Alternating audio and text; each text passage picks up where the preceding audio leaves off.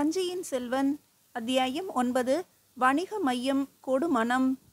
அக்காலத்தில் மேலை கடற்கரை ஓரம் நீண்டு கிடந்த சேர நாட்டிலிருந்து கிழக்கு நோக்கி தரை வழியாக கொங்கு நாட்டுக்கோ சோழ நாட்டுக்கோ வர வேண்டுமானால் மேற்கு தொடர்ச்சி மலைத்தொடரில் அமைந்துள்ள பாலைக்காட்டு கணவாய் வழியாகத்தான் பயணிகள் வருவார்கள். பழந்தமிழ் நாட்டில் குறிஞ்சி, முல்லை, மருதம், நெய்தல் என்ற 4 வகைப்பட்ட நிலங்களே இருந்தன. நாற்புறத்திலும் மணற்பரப்பே விரிந்து கிடக்கும் பாலைவனம் எங்கும் இருந்ததில்லை.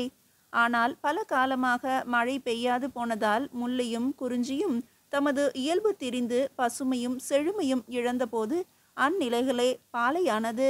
மேற்கு தொடர்ச்சி மலைகளின் உச்சியில் மழை மேகங்கள் திரண்டு மேற்கு பகுதியில் மட்டும் மழையை பொழிந்துவிட்டு வரிதான வெண் மேகங்களாக கிழக்கு பகுதியை கடக்கும் போது அந்த பகுதிக்கு மழை கிடைக்காமல் வறண்டு போவதால்தான் அந்த நிலங்கள் பாலைக்காடாகின. கொங்கு நாட்டின் தலைநகரான கருவூரிலிருந்து கிழக்கு கடற்கரை துறைமுகமான பூம்புகார் வரையில் ஒரு நெடிய பயண வழி இருந்தது. இது கொங்கு பெருவழி என்று அழைக்கப்பட்டது. மேற்கு கடற்கரை முசிறிப்பட்டினத்தையும் கொங்கு நாட்டு கருவூரையும் கிழக்கு கடற்கரை பூம்புகாரையும் இந்த பெருவழி இணைத்தது. இந்த பெரும் பகுதி காவிரியாறு மற்றும் அதன் துணை ஆறுகளின் கரை ஓரமாகவே நீண்டு சென்றதால் பயணத்திற்கு மிகவும் ஏற்றதாக இருந்தது. சாலையின் இருபுறமும் நிழல் தரும் மரங்களும் கனி தரும் சோலைகளும் இருந்தன. கண்ணுக்கு எட்டிய தூரம் வரை பச்சை பசேல் என்று படர்ந்து கிடந்த வயல்கள் காட்சியளித்தன. அவற்றுக்கு தண்ணீர் கொண்டு செல்லும் கால்வாய்களில் ஓடும் நீரின் சலசலவென்ற ஓசையும் மரக்கிளைகளின் குளுமையான நிழலில் குயில்களும் கிள்ளைகளும் இன்னும் பல்வேறு பறவைகளும் குரல் எடுத்து பாடும் இசை ஒலிகளும் சேர்ந்து பயணிகளுக்கு எப்போதும் மகிழ்ச்சி அளித்து கொண்டே இருக்கும். பயணிகளும் வணிகர்களும் ஊர் ஊராக சென்று ஆடி பாடி பிழைக்கும் பாணர் கூட்டமும் இந்த வழியில் போவதும் வருவதும் வழக்கமாக இருந்தது. உள்நாட்டு மருத நிலத்தில் விளையும் நெல்லை வண்டியில் ஏற்றி கொண்டு போய் கடற்கரை பட்டினத்தில் வாழும் பரதவர்களிடம் விற்றுவிட்டு உப்பை வாங்கி கொண்டு வரும் உமனர்களும் நீண்ட தொடராக வரும் தமது வண்டிகளில் வருவார்கள். இவ்வாறாக பலவிதமான மக்களின் போக்குவரத்து மிக்கதாக அந்த நாளில் இந்த பெருவழி விளங்கியது. இந்த பெருவழியில் முசிறிக்கும் கொங்கு நாட்டு தலைநகரான கருவூருக்கும் இடையில் நொய்யல் ஆற்றங்கரையில் கொடுமணம் என்ற ஊர் அந்நாளில் புகழ் பெற்று விளங்கியது. நீண்ட பயணம் மேற்கொள்ளும் பயணிகள் இந்த ஊரில்தான் தங்கி ஓய்வெடுத்து கொண்டு தமது பயணத்தை தொடர்வார்கள். பெரும்பான்மையும் வணிக சாத்துகளே இவ்வழியில் பயணம் செல்வதால் அவர்கள் தங்குவதற்கு பண்டசாலையுடன் கூடிய விடுதிகள், கடை வீதிகள், உணவு விடுதிகள், கள்ளும் கரும்பு சாறும் விற்கும் கடைகள் இவைகளெல்லாம் தனித்தனி வீதியாக ஆங்காங்கே அமைந்திருந்தன. இந்த கடை வீதிகளுக்கு அப்பால் ஒரு இடத்தில் புறவி சந்தை இருந்தது. இங்கே பார்த்தோமேயானால் பண்ட பொதிகளை ஏற்றி செல்லும் நூற்றுக்கணக்கான வண்டிகளுடன் வண்டி மாடுகளும் பொதி சுமக்கும் கோவேறு கழுதைகளும் காணப்படும். இவற்றிற்கு புல்கட்டுக்களை கொண்டு வந்து விற்போரும் தண்ணீர் கொண்டு வந்து ஊற்றுவோரும் எழுப்புகின்ற கூச்சல் கடை வீதிகளின் கூச்சலையும் விஞ்சுவதாக இருக்கும். இவ்வாறாக ஒரு பெரிய வணிக தலமாக இருப்பதுடன் இங்கே செய்யப்படுகின்ற வேலைப்பாடு மிக்க பொன்னாலான அணிகலன்களுக்காகவும் இந்த கொடுமணம் என்ற ஊர் மிகவும் புகழ்பெற்று விளங்கியது. கொடுமணம் பட்ட வினைமான் நன்களம் என்னும் கொடுமணம் பட்ட வினைமான் அருங்கலம் என்றும் புலவர்கள் இந்த ஊரின் பெருமையை பாடியிருக்கிறார்கள். இவ்வாறு அழகிய வேலைப்பாடு மிக்க அணிகலன்களுக்காக மட்டுமின்றி மரகதம், நீலம், பளிங்கு ஆகிய விலை மதிப்பு மிக்க ஒளி மீசும் கற்களுக்கும் இந்த ஊர் புகழ் பெற்றிருந்தது. இவ்வூரின் அருகே இருந்த குன்றுகளில் இந்த விலை மதிப்புமிக்க கற்கள் ஏராளமாக கிடைத்தன. இவ்வளவு சிறப்புகளுடன் விளங்கும் இந்த கொடுமணம் என்ற ஊரைத்தான் முசிறியிலிருந்து புறப்பட்டு பாலைக்காட்டு கணவாய் வழியாக வந்த நமது யவன வணிகர்கள் அடைந்தார்கள். ஊருக்குள்ளே நுழையும் முன்னர் அங்கே தெளிந்த நீருடன் ஓடிக்கொண்டிருந்த நொய்யல் ஆற்றின் கரையில் அமைந்திருந்த ஒரு மரச்சோலையில் தமது பண்டங்களை இறக்கி வைத்துவிட்டு சற்று இளைப்பாறினார்கள். ஆற்று நீர் மட்டும் பெரிதும் சிறிதுமான பாறைகளினூடே தெளிவாக ஓடிக்கொண்டிருந்தது. ஆனால் அதன் கரையில் இருந்து பார்த்தால் கண்ணுக்கெட்டிய தூரம் வரை செம்பரல்களும் சரளை கற்களும் பறந்து கிடந்த செம்மண் பரப்பாகுமே காட்சியளித்தது. புல்வெளியில் ஆடுகளும் மாடுகளும் மந்தை மந்தையாக மேய்ந்து கொண்டிருந்தன. சிறு சிறு குன்றுகளின் சாரல்களில் செழுமையான சோலைகளும் ஆற்றங்கரையில் பச்சை பசேல் என்ற புல்வெளியுமாக எங்கும் குளுமையான சூழல் நிலவிய சேர நாட்டிலிருந்து இந்த கொங்கு நாடு முற்றிலும் மாறுபட்டிருந்ததை முதல் பார்வையிலேயே உணர்ந்தார்கள் அந்த வணிகர்கள்.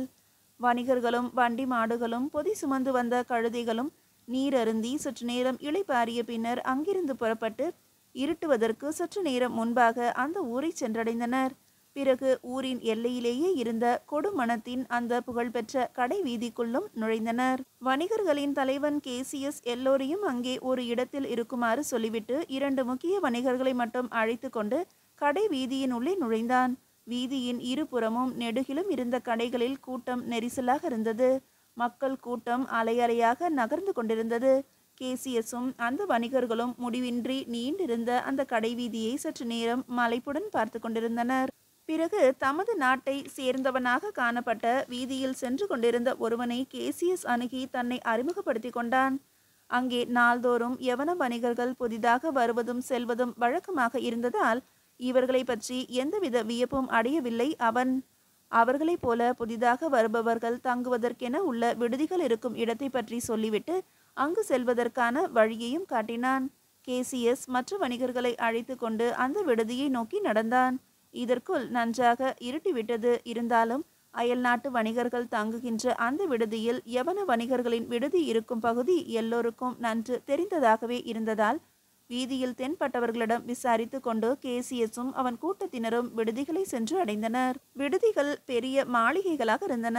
கண்ணில் பட்டவர்கள் எல்லாம் யவனர்களாகவே இருந்தனர். வீதியின் முனையில் ஒரு சிறிய மண்டபத்தில் தங்கள் தெய்வமான அப்பல்லோ சிலை இருக்க கண்டு மகிழ்ச்சி ஏற்பட்டது.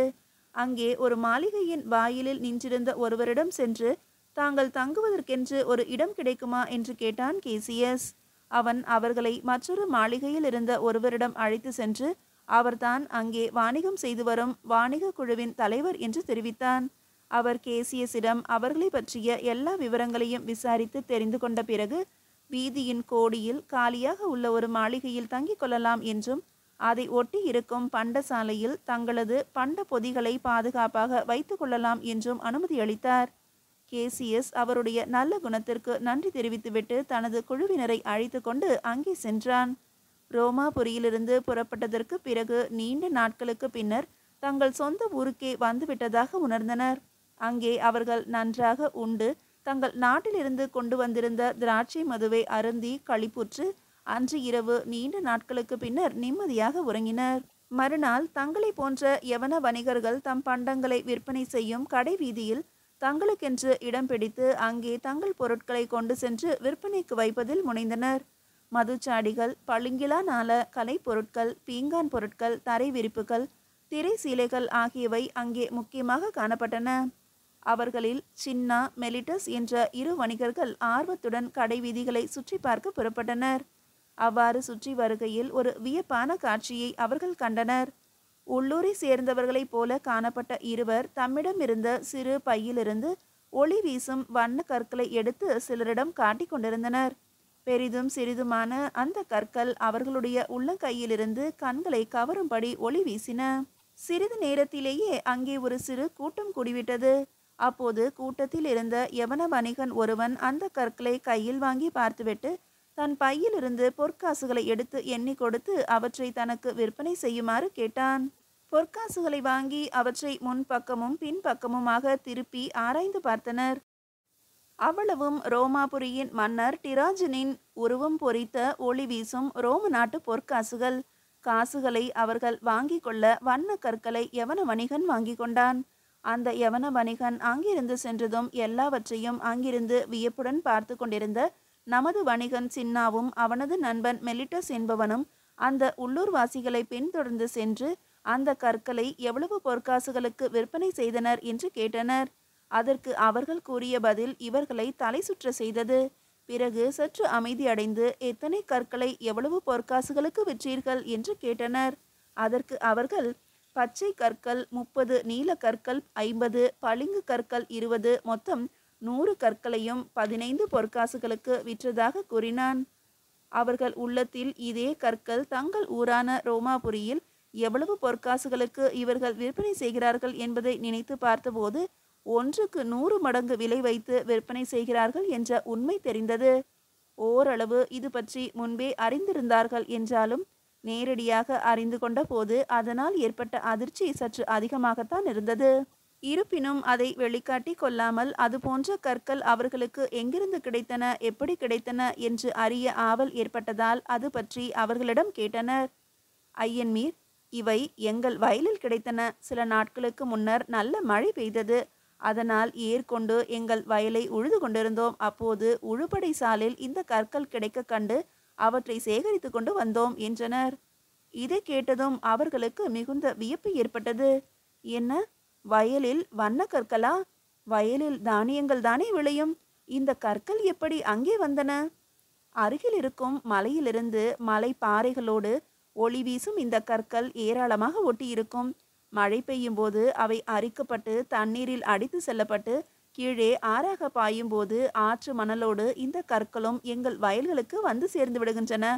அவை நாங்கள் உழும்போது எங்கள் கண்களில் பட்டு அவற்றை சேகரித்து வருகிறோம் என்றனர். அப்படியா? உங்கள் ஊரில் உள்ள எல்லோருடைய வயல்களிலும் இது போன்ற கற்கள் கிடைக்குமா? ஆம், மழை பெய்யும் காலத்தில் வேளாண்மையில் ஈடுபடுவதும் ஆடு மாடு மேய்ப்பதுமே எங்கள் தொழில். மலைச்சாரலில் ஆடு மாடுகளை மேய்ப்போர் அங்கே பாறைகளுக்கு இடையில் அங்கே பாயும் காட்டாற்றின் கரைகளிலும் காணப்படுகின்ற இது போன்ற கற்களை சேகரித்து வருவார்கள். உங்களை போன்ற யவன வணிகர்கள் இந்த கற்களை பொற்காசுகள் கொடுத்து வாங்கி செல்வதால் இது தற்போது ஒரு தொழிலாகவே இவ்வூரில் நடக்கிறது. தமிழ்நாட்டிலிருந்து எங்கள் ரோமாபுரிக்கு வரும் வணிகர்கள் இது போன்ற கற்களை மிகுந்த அளவில் கொண்டு வந்து மிக அதிகமான விலைக்கு விற்கிறார்கள். எங்கள் மக்கள் அவ்வளவு விலை கொடுத்தும் ஆர்வமாக வாங்கிக் கொள்கிறார்கள். அந்த கற்கள் எல்லாம் இங்கிருந்து வருபவைதானா?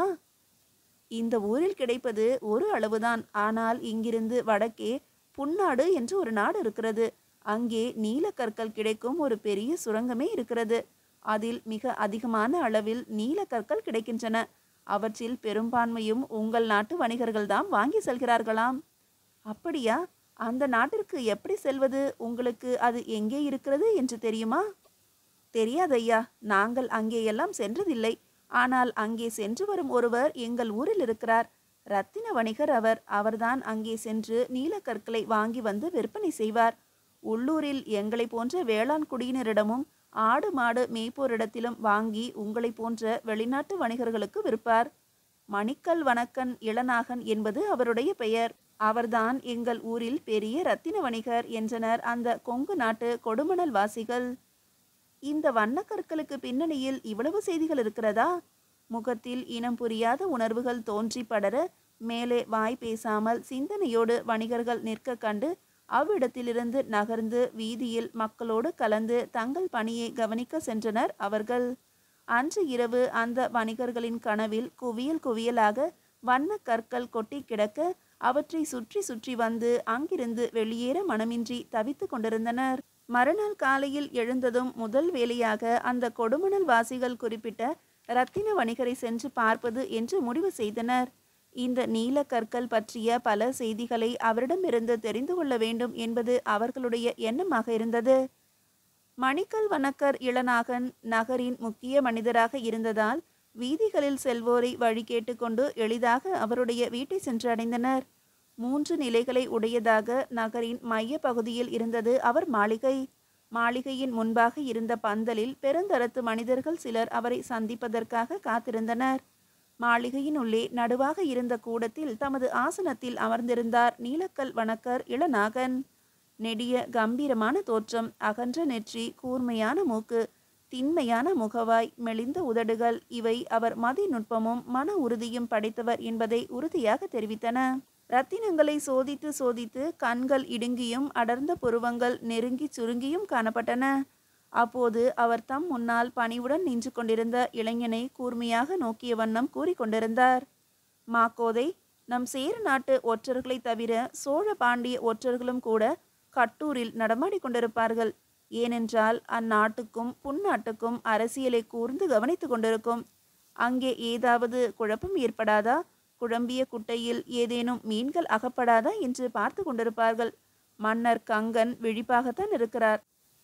ஆனால் வலிமையுள்ள அண்டை நாடான துளு நாட்டு மன்னனின் பேராசை பார்வை புன்னாட்டின் மீது படிந்திருக்கிறது.